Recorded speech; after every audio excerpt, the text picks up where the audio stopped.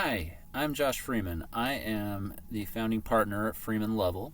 We are a law firm who help entrepreneurs take their businesses from idea to exit and everywhere in between. We've created this series of presentations to discuss the legal principles to help business owners, managers, other executives, and anyone who's interested to know the legal nuances and ways to avoid common landmines and pitfalls in structuring your business and scaling your business and ultimately selling your business. Today we're going to be talking a little bit about the process of structuring your business and how to use equity vesting and especially the use of the filing of 83B documents with the IRS when you do use vesting.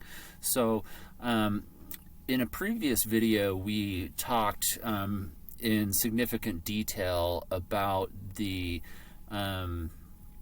issues surrounding vesting and what that looks like, why you should do it, how it gets structured.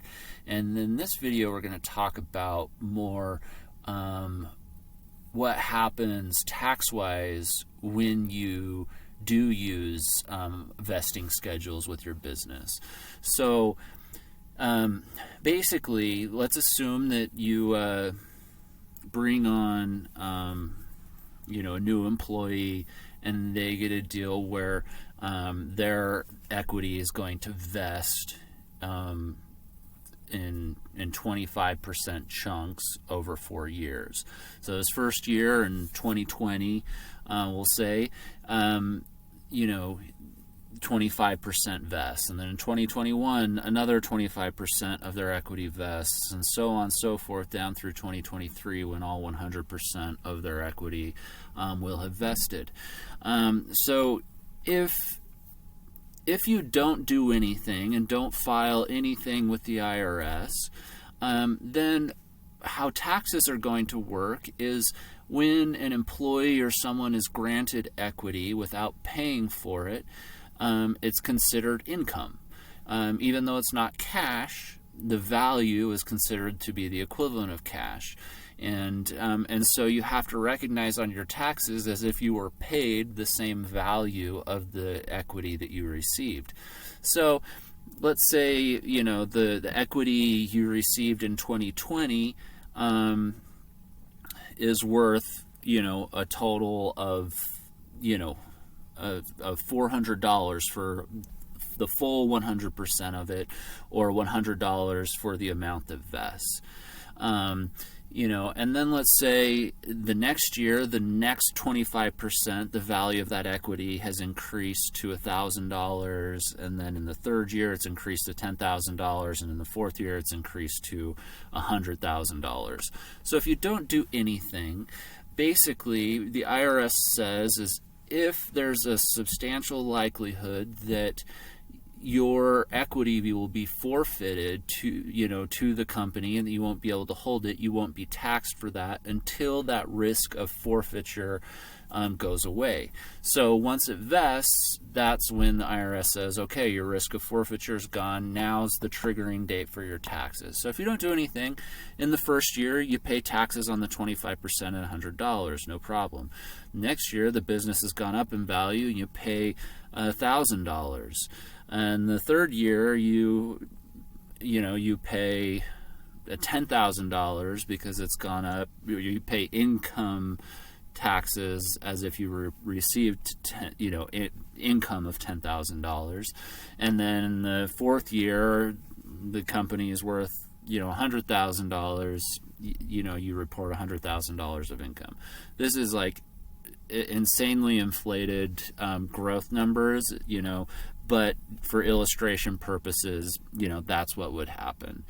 Now, let's say, you do this, you're going to be working for this company, and you don't want to pay based on the plans of growth and increased valuations. So what you can do is you can say to the IRS, listen guys, we get it, there is a risk of forfeiture here, but I want you guys to ignore that and I want to pay the taxes all right now. And so in that scenario, you would send them the 83B notice, and then because the entire value of the equity you're getting is then worth $400, you would just report on your tax return that you had $400 of income in received stock from your business or membership interests in the limited liability company. And then when 2021 rolls around, the company's blown up in size and value, you don't have to pay anything else. You've already paid all of the taxes. So the upside is you stick around for the 4 years, you avoid paying the taxes on the increased value. The downside is say you get in, start working, you pay your $400 in taxes, and then you decide you know what, I don't want to do this after all, and you leave and go to another company. You can't go back to the IRS and say, hey, wait, I overpaid taxes, I really only received $100 worth, and do that. I say, sorry, your loss.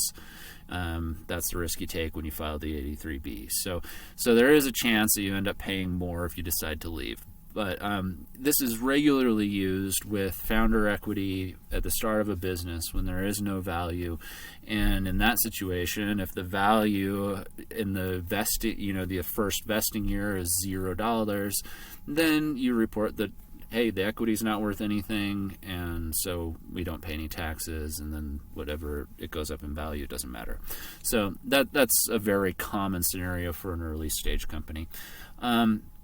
But so with this, especially when the valuations are very low for your business and you're giving employees equity that vests over time, that using these 83Bs are important. Now these are for actual equity grants, not for stock options or profits interest grants in limited liability companies. Those have different tax rules, and they're that avoid taxes on those depending on who they're granted to and how. But that's a conversation for another day. But yes, here's a kind of a simplified rundown of if you're using vesting, the pros and cons of the 83B election and what that means for the tax returns filed by your employees.